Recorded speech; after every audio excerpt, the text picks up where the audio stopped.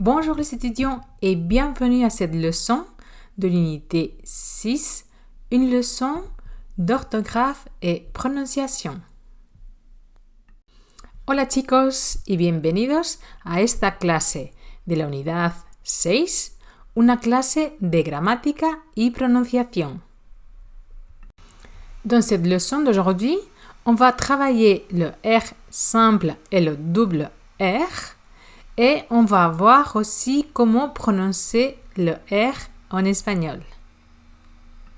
En la clase de hoy vamos a ver o vamos a trabajar la R simple y la R doble y vamos a ver cómo pronunciar la R española.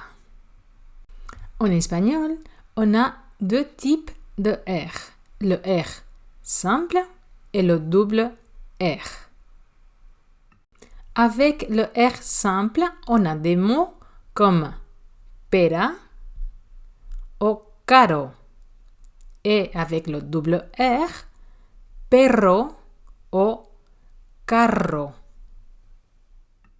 Comme vous pouvez voir, la différence entre ces quatre mots, c'est le R. Et puis, ça change totalement la signification. Donc, dans le premier cas, on a la poire avec un seul R, mais si le même mot, on l'écrit avec deux R, ça veut dire chien, perro. Dans le deuxième cas, caro avec un seul R, ça veut dire cher, mais si on l'écrit avec deux R, ça veut dire chariot, carro. Le R simple peut avoir deux sons. Le son doux, R, et le son fort, R.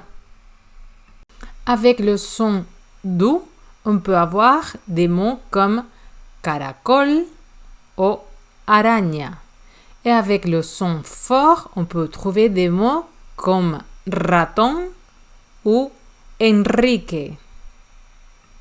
On a le R simple avec un son doux dans ces cas-là.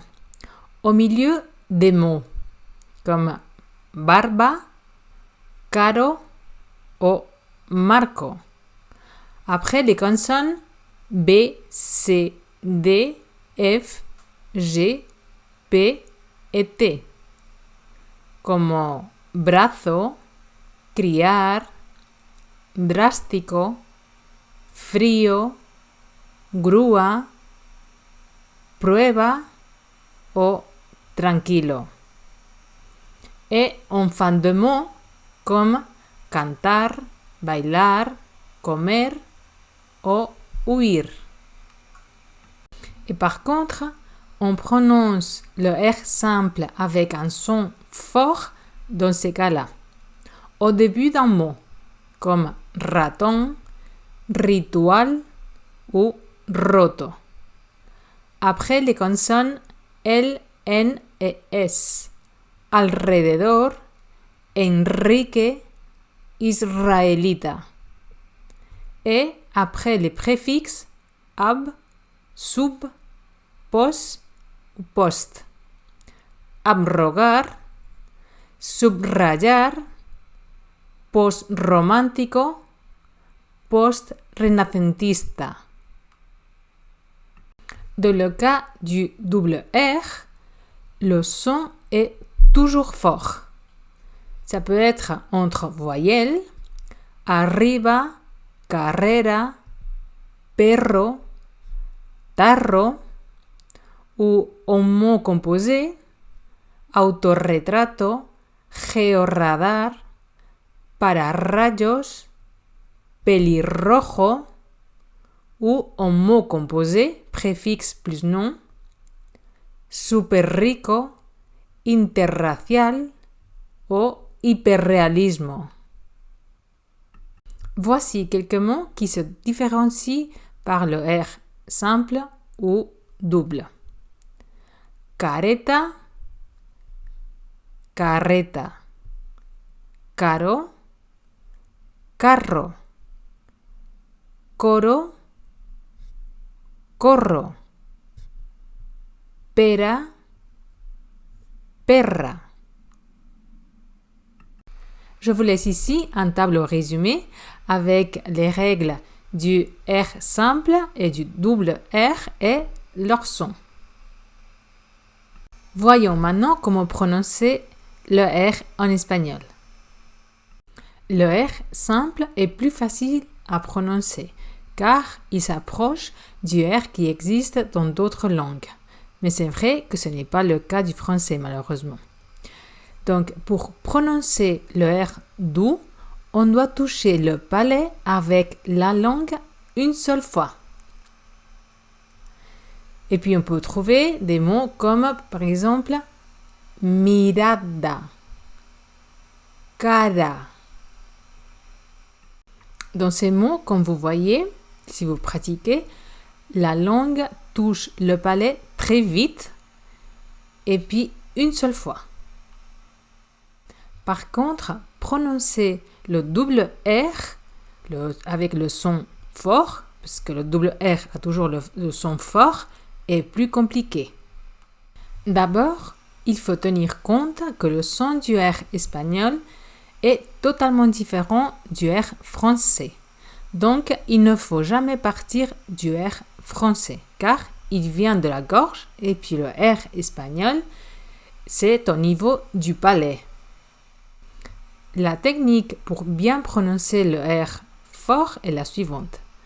Placez le bout de la langue entre l'extrémité du palais et les dents supérieures. Prenez de l'air par le nez et lâchez-le fort par la bouche pour que la langue vibre.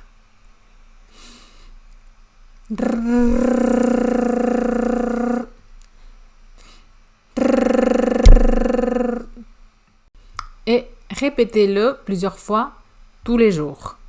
Ça va venir avec la pratique, ne vous inquiétez pas. Pour ceux qui ont de la peine avec cette technique, vous pouvez essayer ces astuces-là. Essayez d'abord de vous entraîner avec des sons avec lesquels vous devez positionner la langue de manière similaire au R, c'est-à-dire avec les lettres D et T. Maintenant, ajoutez une consonne au R, c'est-à-dire avec la lettre D, dran, dren, drin, avec la lettre T, tran, tren, trin. Vous pouvez toujours essayer avec la consonne et sans la consonne, c'est-à-dire dran, ran, dren, ren, drin, rin, tran, ran, tren, ren, trin, rin. Et finalement, vous pouvez aussi essayer la technique des enfants, c'est-à-dire essayer d'imiter un camion espagnol. Brrn, brrn, brrn, brrn. Et jusqu'ici la leçon d'aujourd'hui. J'espère que ça vous a plu. Et comme d'habitude, je vous laisse le lien sous la vidéo pour avoir les matériels pédagogiques, c'est-à-dire le résumé de la leçon en PDF, les activités pour pratiquer, la vidéo, les audios et tout ce qui va avec cette leçon. Y hasta aquí esta clase de hoy. Como siempre, os dejo el enlace debajo del vídeo para que podáis descargar todos los materiales pedagógicos de esta unidad, bueno, en este caso de esta lección,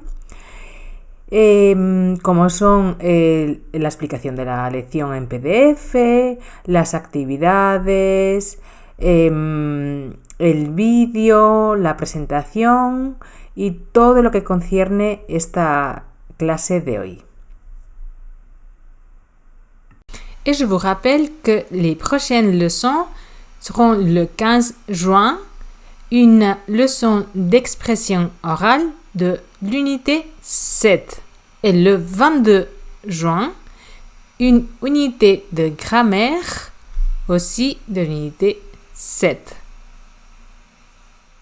Y recordaros que las próximas clases serán el 15 de junio, una clase de expresión oral de la unidad 7 y el 22 de junio una clase de gramática también de la unidad 7. ¡Nos vemos!